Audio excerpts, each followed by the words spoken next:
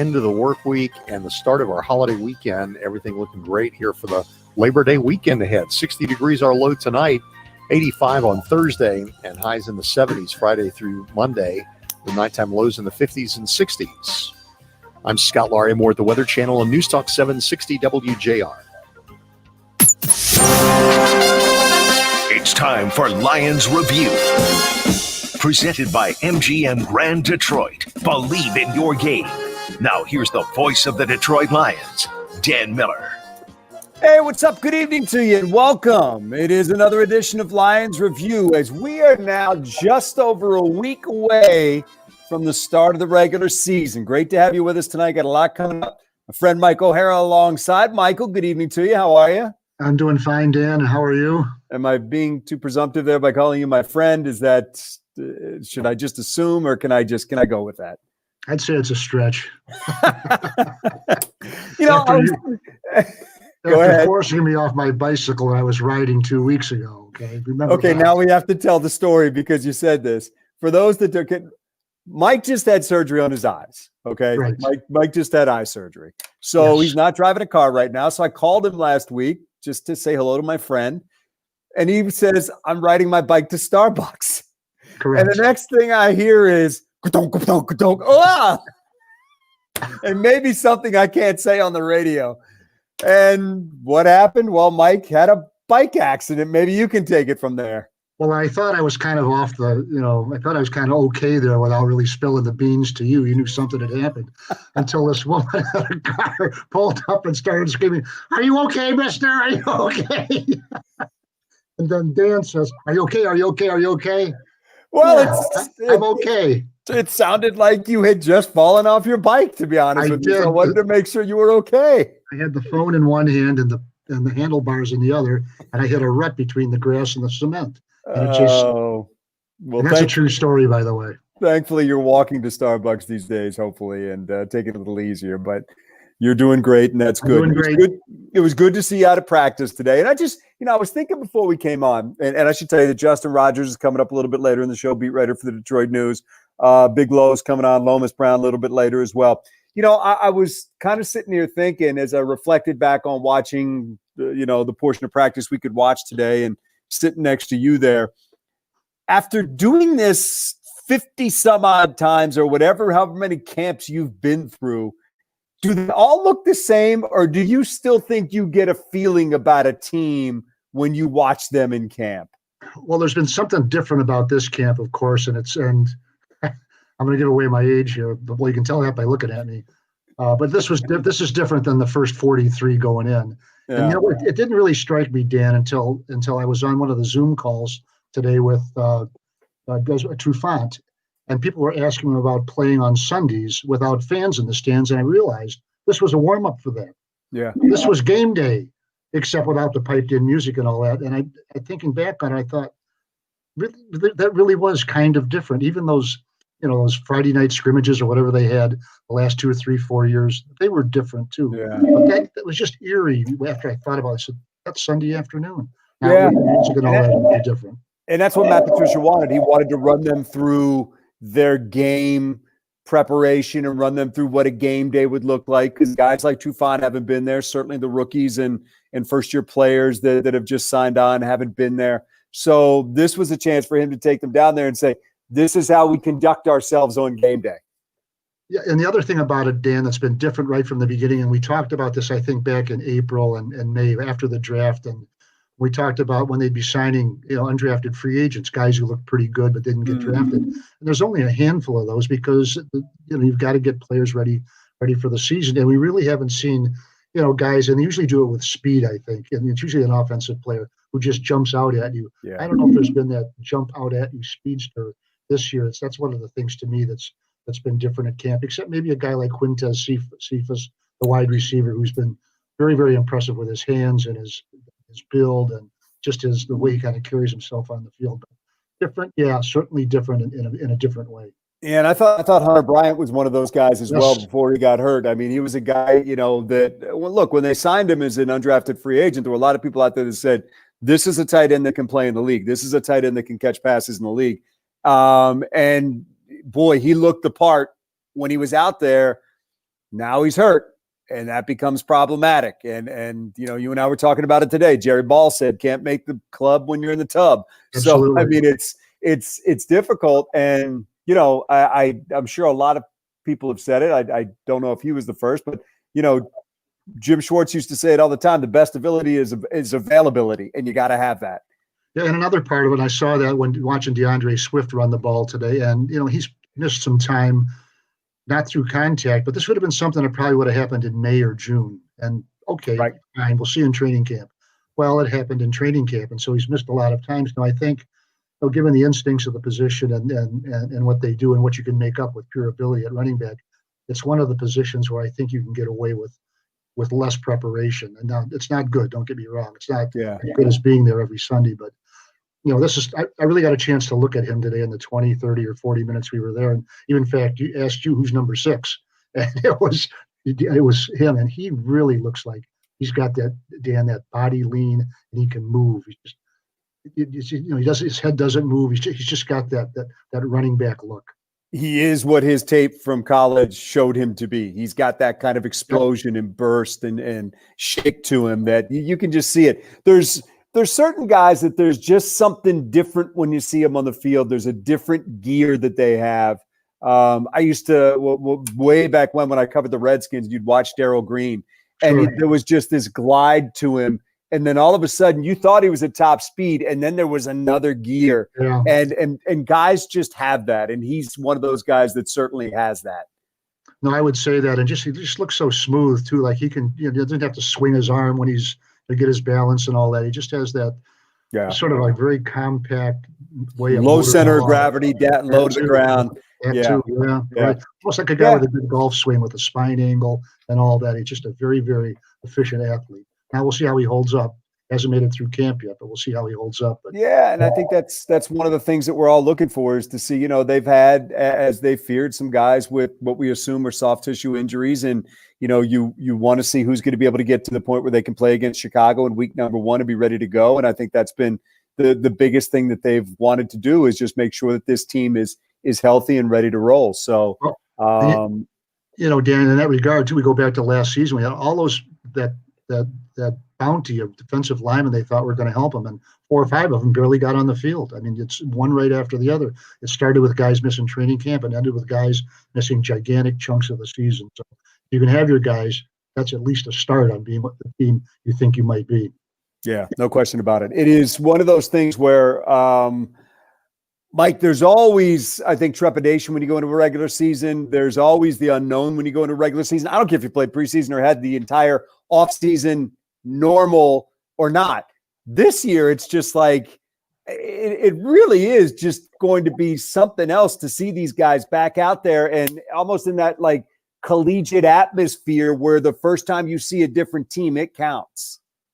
But it's too bad we can't play Slippery Rock. Okay, it's just you don't get any warm up acts in the NFL. Well, the first 2, 3 are the Packers, the Bears, and then what is it, the Saints in there somewhere? It's not exactly, you're not going to sneak up on the season, but it is what it is. We've said this before. The first 4 games of the regular season, some teams almost treat them as an extended part of training camp. Now those are winning teams like the Patriots and all that. But this is first 4 weeks. You've got to come right out of the gate this year because you can set yourself up pretty good if you're ready to go. Yeah, well, it's going to be interesting. And you know what? They all count. Got to be ready to roll. So listen, we're going to talk about that and more when we come back. Justin Rogers, beat writer for the Detroit News, is going to join us. So we'll welcome in Jay Raj when we come back. We're glad you're with us. Look, we're right around the corner from the regular season. We're talking some Lions. It's great to have you here. This is Lions Review, back right after this.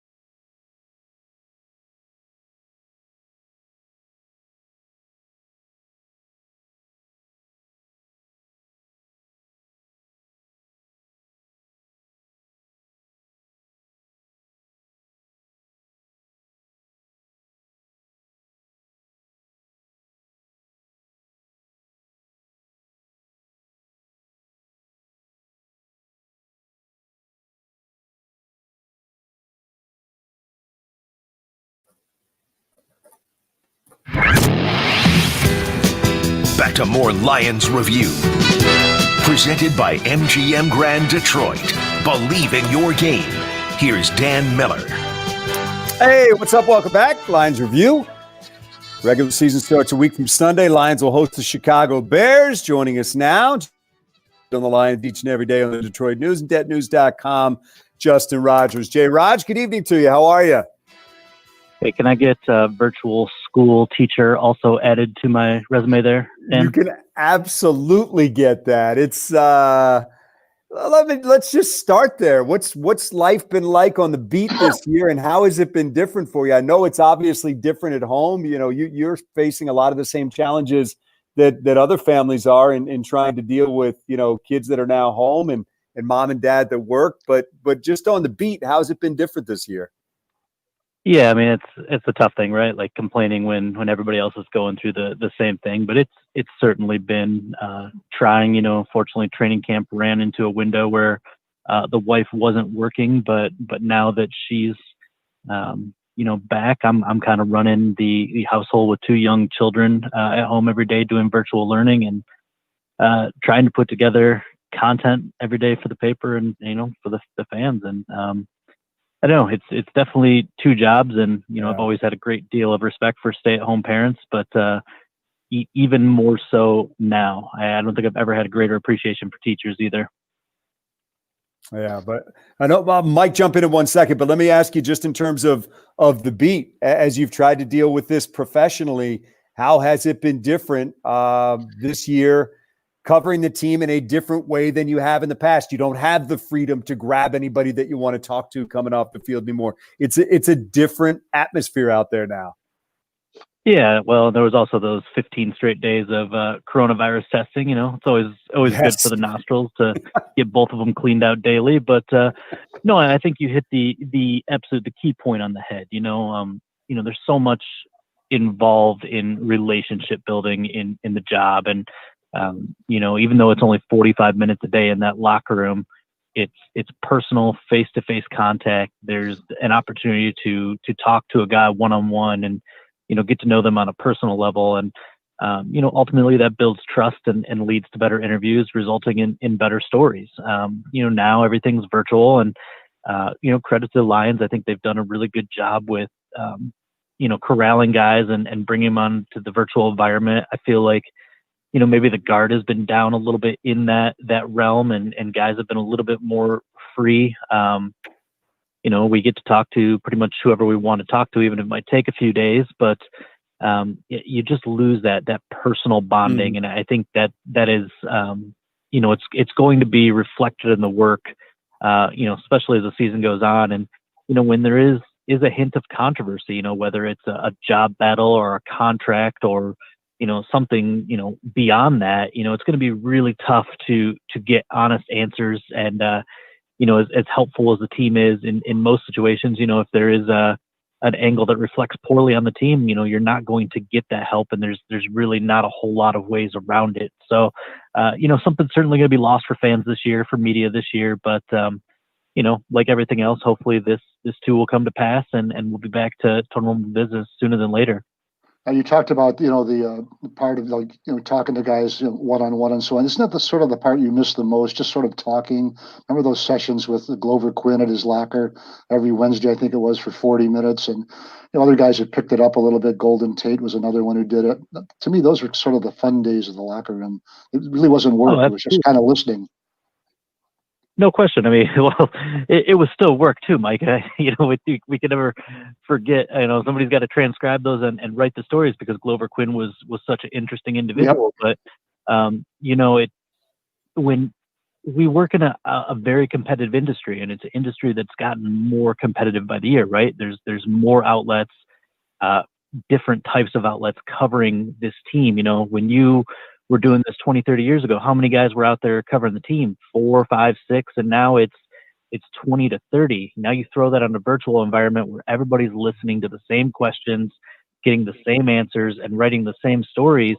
You've got to find a way to differentiate yourself in this environment, and that's an extremely difficult thing to do. And when you're in that locker room and you're talking to one-on-one with a guy, and maybe he talks about something in his personal life, and it clicks, or maybe he says something about the previous game that maybe you didn't recognize when you were watching it. Glover Quinn's a great example. I remember talking to him after, I believe it was a game against Carolina, and he had come up with a big interception in the end zone, and it was just me and him in the locker room after, and I kind of asked him about that play, and he explained exactly what he saw, explained how he saw it earlier in the season, and another Minnesota had run the exact same play against him, and he knew it was coming. And, I was able to go back to the film that Tuesday, and I was a smarter reporter because of that conversation. And that conversation is not going to happen this year. It's just going to be lost. Guys are going to be, in that virtual realm, and you lose that connection of being able to look somebody in the eyes, and those things are important. Yeah, and I just one other thing, Dan. I don't think you get respect of the one-on-one like you got with Glover, as we did back in years ago. Now, maybe one example where I got one was last year, was 1 minute and 18 seconds with Jesse James. That's a solid interview, Mike, with Jesse. And there was a 20-second gap in there, too, where he didn't have anything to say. When I finally said, "Are we done?" and he said, "Yeah, we're done." That stretched it to 1 minute and 18. I may have watched that one from a distance, and those things are lost too. Just kind of the other people's social interactions and seeing how they work. Because that I know now, maybe not to waste my time with Jesse James or to take a different approach. It's all those things are lost. But in a strange way, that made the story, though. I'm sorry, Dan, but in a strange way, that made the story. He didn't want to talk. And it made it easy the rest of the year, too. Justin, what are you keeping an eye on a cut down day on Saturday? What intrigued you the most?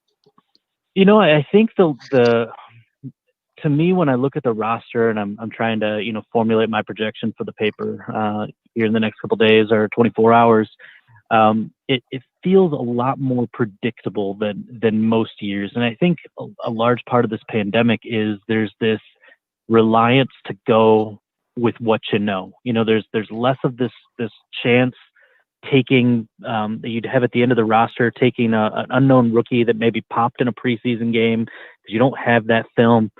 You got the expanded practice squads this year with some elements of protection around spots there, so you can maybe tuck a young guy there and see the development there, and you can hide him a little bit better. So when I'm looking at this roster, I'm most of the battles are they're decided in my mind. I think there's a little bit of intrigue at the 5th running back spot, or maybe the 5th or 6th cornerback spot, but largely I look at it and I feel like most things are settled. They're going to go with trusted veterans. They're going to go with guys that know the scheme, because the learning curve is minimalized in a year where the off season was truncated. It was really taken away from them outside of, essentially a half of a training camp. I think wide receiver, though, might be an exception to that. Not necessarily the pecking order, but the number of receivers they keep. I think that they might go a little bit heavier there because of what they have and what they might look at down the road a little bit. Now, it could be completely wrong about that. But no, I think we both saw at this training camp, Marvin Hall and Jamal Agnew both really popped. They really excelled. Hall showed such a greater versatility in his route running after a year where he was a really exciting deep threat. Now he looks like he can do it all. Jamal Agnew comes over from the defensive side, and you're like, okay, let's see where this experiment with a quote unquote gadget player goes. And he looked shockingly polished for a guy that doesn't really have offensive background. I'm with Mike. I think that I look at the roster right now, and I think that 6 are on. You're going to have the 3 starters from last year in Galladay, Jones, and Amendola. You're going to have the 2 I just mentioned, and you got to include Quintez Cephas there. I think maybe he won't be playing as much as I thought originally as a rookie, but he's still shown some of that skill set that the Lions like. The guy just runs extremely precise routes. He might not be the fastest. I think we know that. We know that's probably why he was available to the Lions so late in the draft. But there's something there, and I see contributions, maybe not as much this year, but certainly down the road. I think they got something in him. Just getting past Saturday for a second. I got about 30 seconds here, Justin. When they take the field against Chicago, the biggest thing you're looking for is what? Oh, I want to see how the trenches play, both sides of the ball. I'm looking at this offensive line, how it gels. It's going to have some new pieces. It's going to be the story all around the league, how these offensive lines play with less practice time. And on defense, where's the pass rush going to come from? We keep talking about it year after year after year. They added a couple new pieces in Jamie Collins and Julian Okwara, but is that enough to put pressure on the quarterback, which is going to, result in more turnovers, more 3-and-outs, and they just haven't had that recently. And that's going to be the key to turn around this defense. Justin, great stuff. Good luck in the classroom. Good luck in Allen Park. Good luck everywhere, my friend. Always good catching up with you. Appreciate you guys. Talk to you soon. Thank you. There he is, Justin Rogers, beat writer, Proctor. He wears a lot of hats for the Rogers family, and we appreciate him taking the time to join us here. And, I think he brings up a good point. I put this question to Bob Quinn the other day, Mike, whether or not the offensive line might be the position group that misses preseason the most. And he said, I think they all do, but there's no question those guys, Lomas always talks about, 5 guys seeing it through one pair of eyes. And we'll talk to Lomas about that when we come back. So hang in there, everybody. It's great to have you here. We're on Lions Review. This would normally be where we're wrapping up the preseason and getting ready for the regular season. Well, we are getting ready for the regular season, but there's no preseason to talk about. Just a big cut down day coming up on Saturday. So stick with us. Much more coming up right here on this edition of Lions Review, right back after this.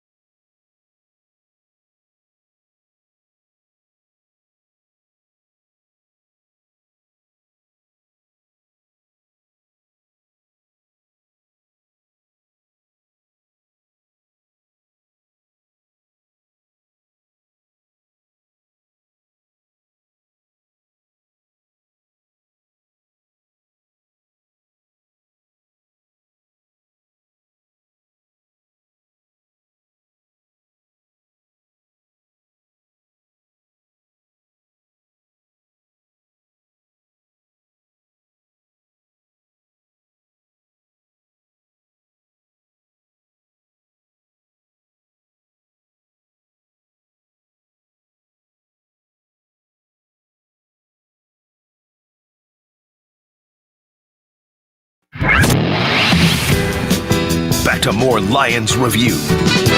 Presented by MGM Grand Detroit. Believe in your game. Here's Dan Miller. All right, welcome back, everybody. Back on Lions Review, brought to you tonight by MGM Grand Detroit. Believe in your game. Time to bring in a guy who's got a lot of game. Big man in the house, Lomas Brown, my broadcast partner on Lions Radio. Big Lo. Hey, how are you, voice? What's going on? Michael Hale alongside as well. Great to have you here. Hello, Michael. Don't worry, Lomas. I'll be nice on the air. But just on the air, just for show, Okay. just for public consumption. Yep.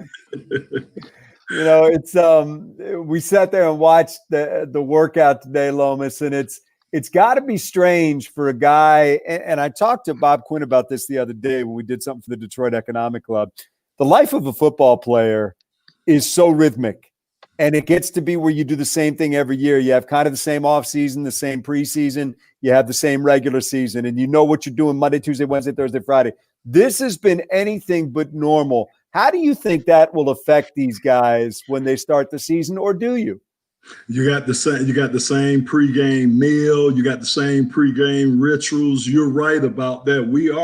We're creatures of habits. And I just think these guys, first of all, I think it's smart what Coach Patricia is doing, trying to get these guys acclimated to being in a new environment like Ford Field, getting over there, getting a chance to just walk around, look at the things, because you're right. We're creatures of habit. We like things the same. We like normalcy in our program. And when you don't have it, it has a tendency of having guys, get out of rhythm, get out of their normal routine. So, that was very important, I thought, for them to have kind of a trial run over there at Ford Field. And like I say, get guys who hadn't been over there acclimated to going over there and getting settled in.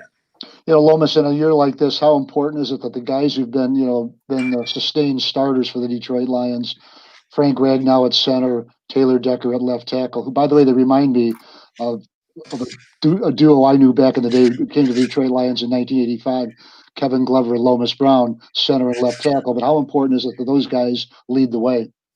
They're very important, Mike, because, again, if you look at it, you got Joe Dahl, he's going into his second year of starting, but a guy that's still kind of learning on the job.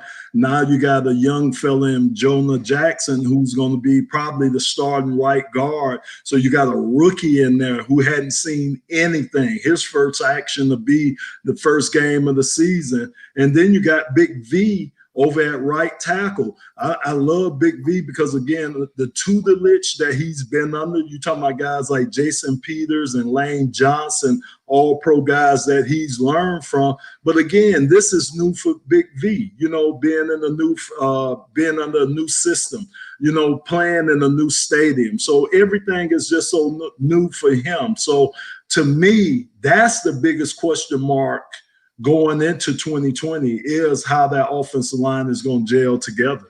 You and I talked to Camp Low, and we were remarking how Taylor Decker just looked better. And we've seen him lock up in some really good battles with Trey Flowers in camp. Just your thoughts on what you've seen for him, and just as a guy who kind of led a parallel life, first-round draft pick, left tackle, he got paid. Just your feelings for him and seeing him get that deal.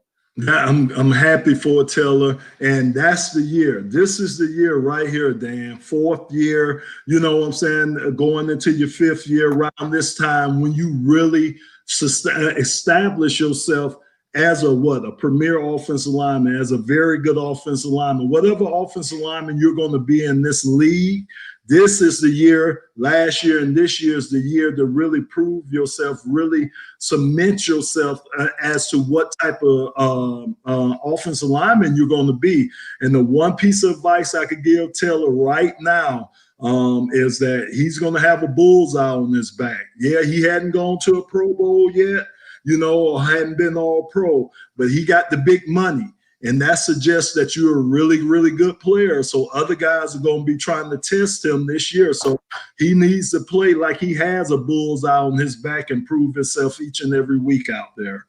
Lomas, isn't this the stage of your career when you went, year 5, when you went to like 5 or 6 or 7 Pro Bowls, really started stringing it together, first team all pro, but wasn't that really a stretch right in there with you? And Glove came on a little bit later, really started to make your reputation and really make make a stand? Yeah, it was, Mike, because again, things slow down for you right now. So Taylor, looking at Taylor, right now, he should be at the point where he doesn't have to worry about his pass sets or his sets. Right now, that should be grooved into him. Now he could take his game to the next level, getting his hands on guys, controlling guys more at the line of scrimmage, keeping his pad level down. Those are little things that you have to continue to work on. And I think once you get your fundamentals set, then you don't have to worry about the fundamentals. You could start adding on to your game. So now we should see his game really starting to take off, because there's other things that he should and can be able to add to his game to make him a better player. Lomas, you've been watching this thing for the better part of your life and judging football players and judging teams. So I'm going to put you on the spot, and you're welcome to say, I don't know, but I'm going to ask you anyway. You think this team's going to be able to run the football this year? It's a necessity. It's a necessity. But do you think they will be able to? And you could say we'll have to wait and see. That's fair. But I'm just wondering if you've seen anything that leads you to believe that there's something there now that hasn't been there in the past couple of years. I hadn't seen enough. I hadn't seen enough to say, yeah, this is going to be a team that can really just lay it down and run the ball, consistently run the ball. I haven't seen enough. I really haven't seen enough. And anytime you go into a game, you want to go into a game, your goal is to go maybe 130 yards as a team rushing. You want to be over that century mark. That has to be the goal for the Lions this year, is to go over the century mark and rushing as a team this year. If they can do that, then they're going to have some success. But Dan, to be honest with you, I just hadn't seen it yet. I hadn't seen the consistent effort. When you can do that to a team, is it essentially like you're just beating them up? Is it essentially like you're Mike Tyson, and when you have the ability to run the ball like that, you're just pummeling them and you're having your way? Absolutely. You know my philosophy. Look, if I'm an offensive coordinator, every game I'm starting it off either with a run play or I'm starting it off with some type of play action pass to get my offensive linemen going forward, to get them aggressive early in the game. Because again, run blocking is that aggressive movement, pass blocking is that passive movement. So you want to get guys cranked up early in the game, and that's the way you do it. And if you can impose your will on guys, which we know Rob Rubik hates that word, imposing your will, but basically that's what you're doing. You're going to take a 300-pounder and move him where he doesn't want to go. That's imposing your will on somebody, and that's what the Lions have to be able to do this year. There's one other side of that too, though. DeAndre Swift and Kerryon Johnson, can they be a pair of co-lead backs? Do they have the ability to do that if they get a little help from the guys up front? Yeah, they can. And it's so strange, Mike, to hear you talk about co-lead backs. Remember back in the day when you had Barry Sanders and Emmitt Smith and LaDainian Tomlinson, all those just featured backs, those backs. Well, I guess just the era where you have to do it by committee. And I think we got a nice little committee, especially if we could get Bo back and Bo's in that mix. Then you got a guy that's going straight downhill. You got a guy like DeAndre Swift that can hit the outsides and be a threat on that corner. And then you got a guy like Kerryon that can do both. He can run between the tackles, but Kerryon can also stretch the defense, getting to the outside. So we got capable backs. It's just putting all that together in this run game package. When you talk about Johnson and Swift, both those guys are very good pass catchers. Is a little dump off pass, a screen pass, is that effectively have the same effect on a defense as a run? It does. I mean, I go back to 1991, our game against Dallas, our playoff game, Eric Kramer. We had so much success just dumping the ball off. If you remember, I know Barry had maybe 15 carries that game. He didn't have a lot of yards in that game. He just had the one big touchdown run in that game. If you remember that game, it was dumping. That was our run game that day, was dumping the pass, short passes to the backs or short passes to Willie Green, Herman Moore, Brett Perriman. That was our game plan. So, yeah, you could get away with that. But, again, Dan, I always say, you know me, 4th and 1, 3rd and 1, You got to have that attitude play, and that attitude play is going straight ahead, knocking the guy off that ball. Well, one other thing in that 1991 game, the Cowboys were determined that Barry Sanders wasn't going to beat him, and he didn't. Everybody else did. They never got out of that defense. They never did. Well, Mike, that sounded like a smart offense to me. Take what they give you, and that's what we did that day. We just took what they gave us. Yeah. What are you most intrigued by as you look at this team and you kind of project ahead to the opener against Chicago? We're just talking to Justin Rogers. He said he wants to see both trenches. What's the first thing you're going to be looking for in that opening week? You know what? I want to see Matthew. Forget all the big fellas. Forget all that dirt, putting your hand in the dirt and all that. Dan, I want some excitement. I want to hear you say a touchdown, Matthew Stafford to Kenny Golladay. I want to see him open it up. I want to see Matthew have a big year. I want to see our receivers have a big year. And let's see what the rest of the offense can do. Let the rest of the offense work off of Matthew and those receivers. But let's open it up, my good man. You like that, Mike? In fact, I'm with you. Look, I love watching Matthew throw the ball. I don't care. When he's warming up with that equipment kid, I don't care who he's throwing it to. I love watching the way the ball spins. It's different. It's magic. It really is. Listen, guys, there's only one thing missing on his resume. Everything else is there. And that's when, and it's not all on him, but look, that's where we define quarterbacks. He'd be the first to tell you the only thing missing is that January win and ultimately the win in February. But absolutely, that's all that's missing. The numbers, the first to get to this, the first to get to this, they're all there. It's just about completing that picture now. And it's going to take everybody else around him. But, that's one thing to keep an eye on is whether or not this can be that type of year. Yeah, I look at him to elevate those other guys around him this year, Dan. Really, really elevate those guys. That's the one thing you hear a knock on Matthew, where he doesn't elevate the guys around him.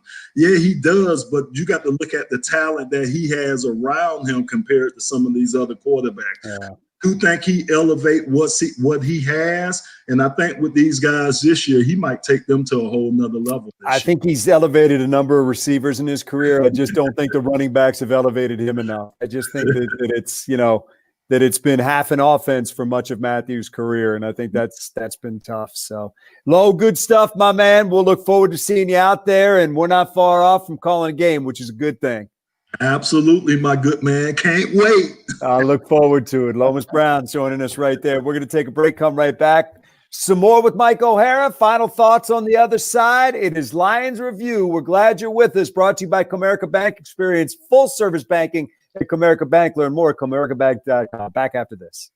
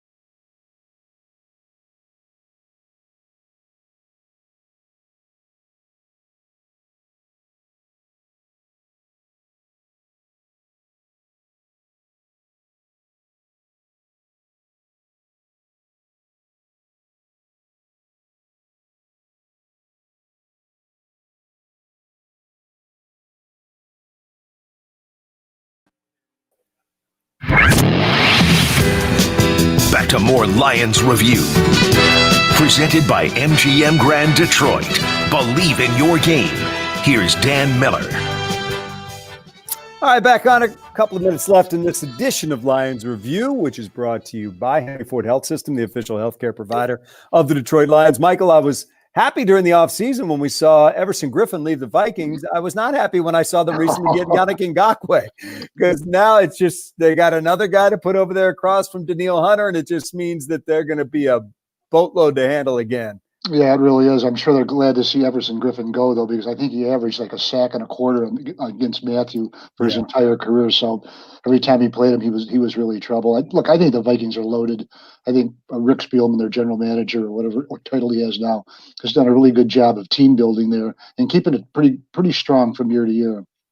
The way I look at this is, I think if you look at the NFC North, I think right now you put Minnesota and Green Bay at the top.